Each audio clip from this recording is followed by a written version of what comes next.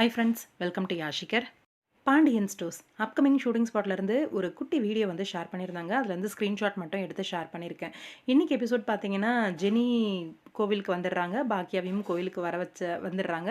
எல்லாருமே அந்த பேர் சொட்டு, அந்த தண்ணி தொட்டு வைக்கிற அந்த ஃபங்க்ஷன் வந்து நிறுத்திட்டாங்க.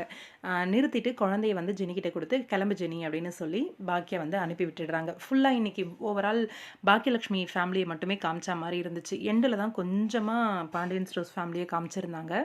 இந்த மகாசங்கமம் ராஜி, கதிர் 2 பேருக்கும் மேரேஜ் பண்ணி வச்சுட்டு, கோவிலுக்கு கூட்டிட்டு போய் மேரேஜ் பண்ணதுக்கப்புறமா, வீட்டுக்கு கூட்டிட்டு வந்து விடுற வரைக்கும் இந்த மகாசங்கமம் வந்து கன்டின்யூ ஆகும். ஒரு சில பிக்ஸ் எல்லாம் நம்மளே பார்த்தோம்.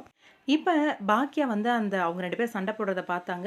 இப்ப கோமதிய போய் அவங்க பார்க்குற அந்த சிச்சுவேஷன் நடக்கும். "எங்க வீட்டு பொண்ணு இந்த மாரி போயிட்டா" அப்படின்ற சொல்லும்போது, இந்த பொண்ண பத்தி அவங்க சொல்லுவாங்க. அந்த இடத்துல பார்த்தீங்கன்னா, நம்மளோட கதிருமே வேஷ்டி சட்டையில நல்ல ஒரு ட்ரெடிஷ்னலா தான் ரெடி ஆகி வந்திருந்தாரு. "அறக்க பறக்க தாலி கட்டு" அப்படின்லாம் சொல்லல. பக்காவா பிளான் பண்ணி, "நீ தான் கல்யாணம் பண்ணிக்கணும்" அப்படின்னு சொல்லி தான் கூட்டிட்டு வராங்க. இன்னொரு பக்கம் கதிர நிக்க வச்சு சீன்ஸ் வந்து போயிட்டுருக்கு. எனக்கு தெரிஞ்சு கதிர் கூட வந்து ராஜி ஓடி போன மாரி தான் சீன வந்து கிரியேட் பண்ணிடுறாங்க போல இருக்கு. ஃபேமிலி எல்லாரையுமே நம்ப வச்சுடுறாங்க போல இருக்கு. அதனால தான் கதிர வந்து நிக்க வச்சு அவங்க அப்பா எல்லாருமே வந்து கேள்வி கேட்குற மாரியான ஒரு சிச்சுவேஷன் இருக்கும்னு நெனைக்கிறேன். கதிர் வந்து அதுக்கு பதில் சொல்ற மாரி நின்னுட்டுருப்பாரு. கதிருக்கு வந்து இந்த சம்பவத்துல சம்மந்தமே இல்ல அப்படின்னாலும், தன்னோட குடும்பத்துக்காகவும், அம்மாக்காகவும் இத செய்வாரு அப்படின்னு சொல்லி எதிர்பார்க்கலாம். ராஜியும் ரொம்பவே நல்ல பொண்ணு. ஆனா தப்பான ஆள நம்பி ஏமாந்துட்டா அப்படின்ற மாரி சொல்லியிருக்காங்க.